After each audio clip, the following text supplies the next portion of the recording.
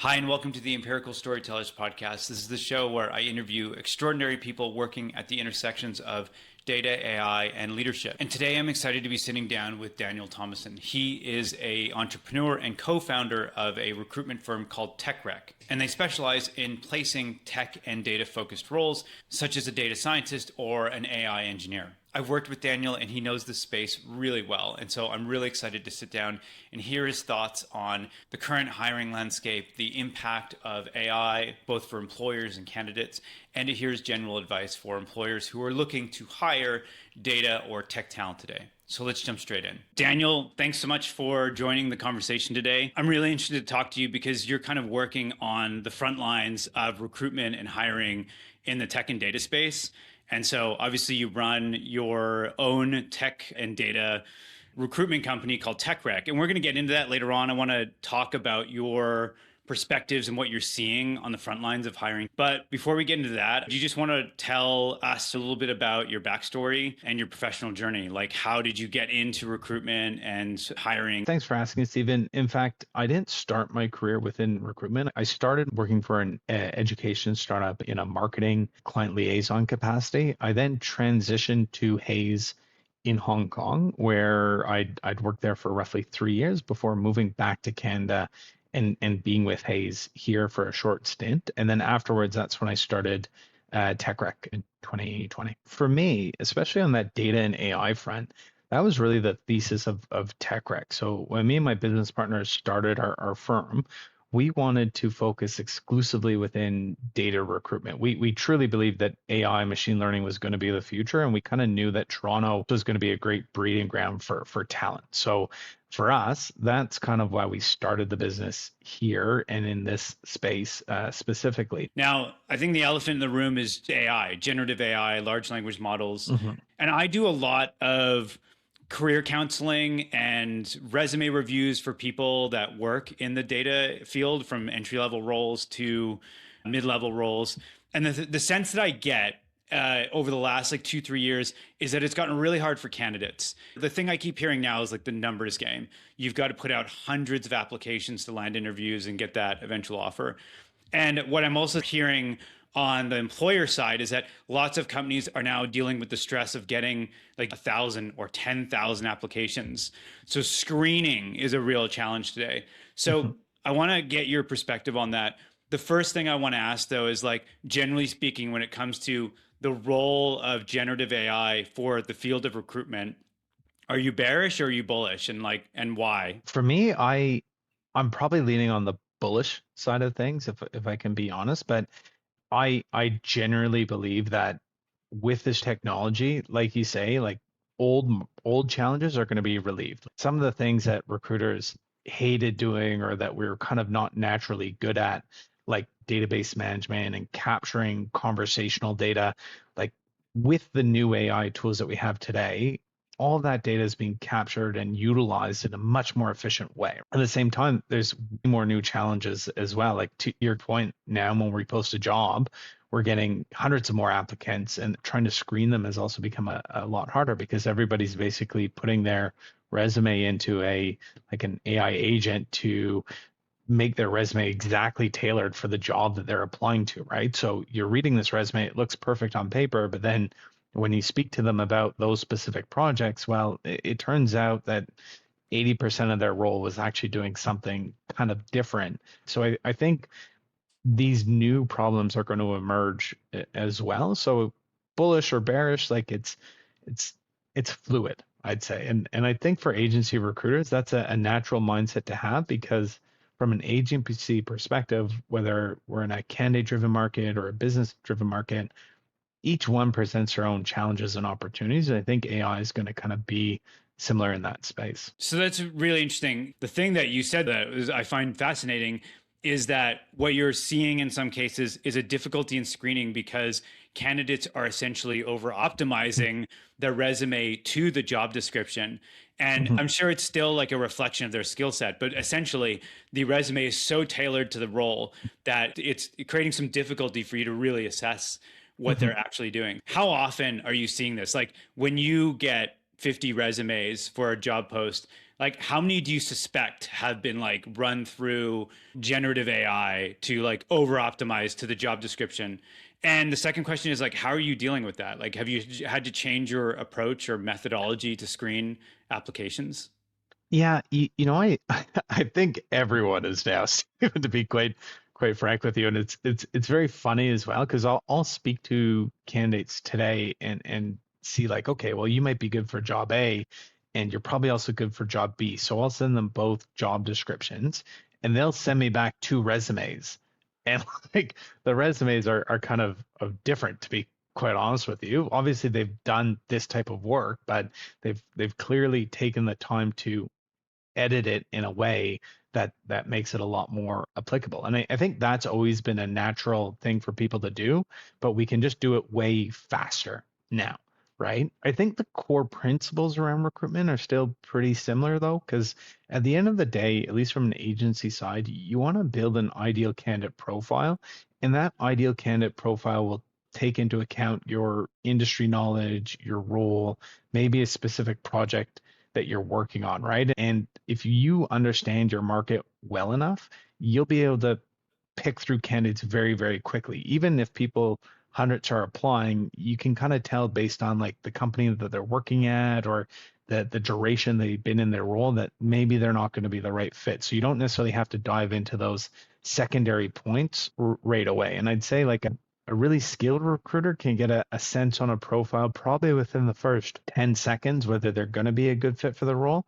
And then they'll do a secondary dive in where they're like reading those bullet points in more in depth. But that secondary aspect is probably going to be a phone call now instead of just reading the points.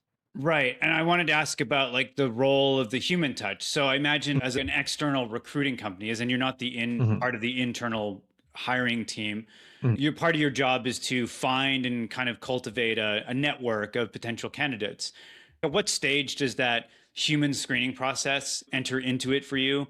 Like, will you look at resumes first and then have a human conversation with someone, or do you generally front load that conversation? And has that changed at all for you in the last couple of years with the introduction of AI? Now the amount of messages that people are receiving either on their LinkedIn accounts, personal emails, telephone calls has like drastically increased, right? So maybe 4 or 5 years ago, when I'd reach out to you, I wouldn't necessarily share a specific role or the specific details.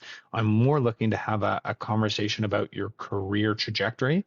And then once I understand your goals and objectives, try to align them best with the clients that I work with, right? So it is a little bit more of a tailored approach where today, I think to cut through some of that noise, you have to kind of get to the point a little bit quicker. Be like, here's maybe three roles I think would be good for you.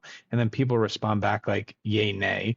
And then you kind of try to action a call. But for an agency or recruiter, I think you kind of make a framework of what top talent looks like and you want to build in that network, and it's also a long-term game, right? Like if I have a conversation with you today, maybe I'm not able to find you a job in the next 2 3 months because that's what the market dictates, but maybe in a year if I know your preferences and I know your goals, I can come back to you with the right opportunity when it arrives, right? So I still think that the screening and the sourcing has to happen at a very early phase, but that's only from like an agency perspective. I think if I was like an in-house TA or an in-house recruiter, I probably only focused on like a conversation for the open role that I'm having today. I'm not necessarily taking a longer term view of, okay, what's this person's career trajectory and how they're going to fit into my business. Right. And we're going to talk about like what's changing for the employers and how they're hiring in a little bit. Mhm, I did want to ask your opinion or get your insights on what candidates should be thinking about in terms of how they put themselves out there and how they position their skills. mhm, So, whether you're a data scientist or data engineer, mhm. is the resume enough? Or should all or most data candidates be looking at building up a portfolio of projects they've worked on and having GitHub profiles or having a blog or a website? What do you think is table stakes for candidates to get noticed today? I think having those additions beyond the resume are really important to differentiate yourself in the market, right? Like, if you're going to share your GitHub, make sure you're actually doing projects, right? Like the last thing you want to do is share GitHub and there's no information on there. But putting a portfolio together, showing some of the recent projects you've worked on, that's really, really important because, at the end of the day, if you're like a 60% fit for an opportunity and a hiring manager is like, I don't know if I'm going to give this person a call, I've only got so much time, and then they check out these additional resources, that might put you over the edge to get you into that initial conversation. And once you're in that initial conversation, it's a great way to move forward. I'd also encourage folks when they're looking to transition jobs to really get involved in networking events, right? Like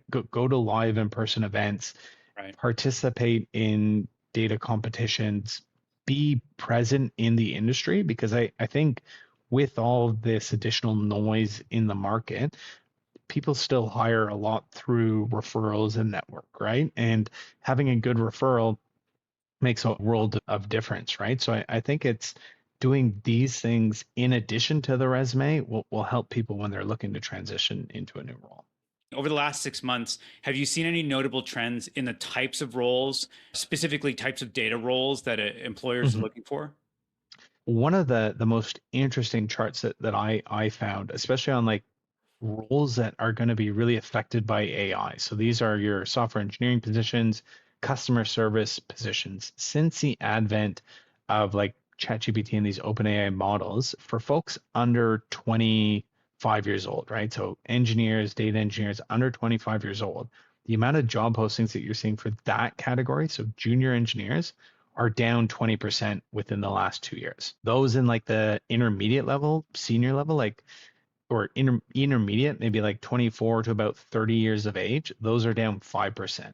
But then what we're seeing is like talent like from age 30 to 35 are up like 15% more on the IC focus point of view. And then as you kind of get into those other levels, like maybe when you're like in your 40s and 50s, those are up 5 to 10% respectively and are usually going to be positions that are more managerial. But the biggest increase is in that like the 30 to 40-year-old IC positions have been up 15% since that advent. So on the more junior side, it looks like you're getting squeezed out a little bit from AI, but then on the more senior side, your skills are way more valuable, and we're seeing a big uptick there. Okay, so it's actually the junior and entry level roles that are feeling the squeeze the most.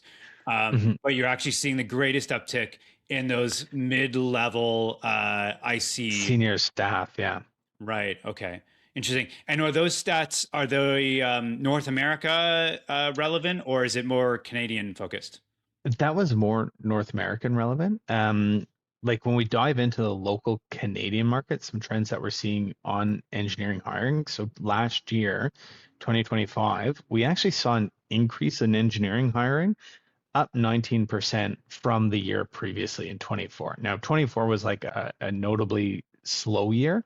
And that increase on engineering hiring really came in Q4. So there was like maybe a 13, 14% uptick in new roles in Q4. But comparatively to like what else we're seeing across the Canadian industry as a whole, job growth in Canada is basically at 1% in 2025 across industries. So to see engineering up, I think is really interesting, right? And then Right. within our business itself, like especially roles around like product data science, analytics engineering, backend engineering, AI engineering, these roles are up like 40% compared to this time last year. And Oh, we're wow. seeing a lot of demand in that area. But then other roles more on like the front end or user experience, those are coming way down. Yeah. Are you seeing any like completely new roles emerging or hybrid roles, or are you seeing new bundles of skills that employers weren't looking for a year plus ago? For example, are employers looking for specific generative AI skills like efficiency with prompting and stuff like that? I think the market's still fleshing out exactly what these new rules are going to look at. And sometimes the job titles are maybe not reflective of what's actually happening in the position, right? So you'll see jobs like AI engineer or AI prompt engineers, but a lot of these roles are maybe a combination of a backend engineer or a data engineer who are using different LLMs within their product development, right? And I think now going forward, if you're building software from an engineering capacity, understanding how to use LLMs or RAG models is going to be an essential skill going forward, right? So you're seeing new job titles emerge, AI engineer, for example, but I think in like 3 or 4 years down the line, everybody's going to have that skill set, right? But you'll find people who are more full stack or whom with back end or whom with data engineering going forward. An interesting area that we are seeing is a lot more growth in like testing models and model validation, right? And especially as bigger industries have regulatory requirements. So like within banking and financial services, you're seeing regulatory requirements on model valuation. There has to be people testing and validating to make sure that the models that are introduced to the customers are not doing weird things. So I think like around the regulatory side, we'll probably see new roles emerging from AI. Right. And for the employers that you're working with, I'm curious about what you're seeing in terms of acceptance versus resistance to AI or use of AI in their daily job. Like I've met with fellow CDOs or senior Mhm. leadership, and there seem to be two camps. Some of them have rolled out the use of these tools, whether it's like a corporate subscription to ChatGPT or their own AI infrastructure. And they don't just allow, they encourage their employees to code and work more productively with these tools. And I'm thinking specifically like data scientists and data engineers. But I've also met people who are resistant to it. And they're like, I don't want to hire a data scientist who can't code 100% by themselves. Now, I will say, I think that persona is shrinking. But what are you seeing right now? Mhm. Like, are you generally working with employers where everyone's open to like the use of these models and tools? Or do you still see those two different profiles? I would say that, like you mentioned, there is a shrinking group of people who are refusing to use these tools. But in some industries, based on the regulations around the data that's being used, sometimes you can't use those models, right? So you do need someone who can code and build like a data science project by themselves, right? I would argue that more so people are looking for individuals who want to adopt those into their daily workflow but who aren't just solely relying on them, right? Like, Right. I think there's a fear of bringing in folks who are only vibe coding, if you will, and not necessarily making strategic alignments in terms of like, okay, this is a tool and how it can be used, especially for startup organizations as well. There is a wariness of like, how are you kind of protecting what you're building from outside competitors, right? Like if you build a whole product just using Claude code, it's really simple for somebody else to come in and build an exact competitor to what you're doing. So I think it's that balance of like, okay, what are we building and how are we making it efficient? But then how are we also protecting it with our own kind of like systems and frameworks? Right. I'm also very interested in what's happening in the world of screening and testing talent during the hiring process. One thing I came across recently, and it kind of hadn't occurred to me before as a good idea, but I was working with or talking to a candidate who was recently interviewing at a company and they received a technical test, but then there was also an AI test where they were given access to a AI chat tool like Claude or ChatGPT, and they were given a task and they had the solution with AI. And in this case, they were being evaluated on how efficient they were prompting and just working with that AI tool and whether they were doing things like debugging, evaluating output, et cetera. Are you seeing this kind of thing often? My sense is it's not happening enough. Like that interview process you described, I think is excellent and probably one that more people should begin adopting going forward, to be frank with you, because it kind of touches on both sides of the coin. I think the interview designs haven't caught up to the realities of the jobs today. And I think it's going to take some time for people to begin assessing talent based on all of these new factors, right? Case in point, people want to have people who can code and are not only vibe coding. So they believe that, okay, well, if I'm going to test people, I want to test people in the traditional manner where they're not using AI at all.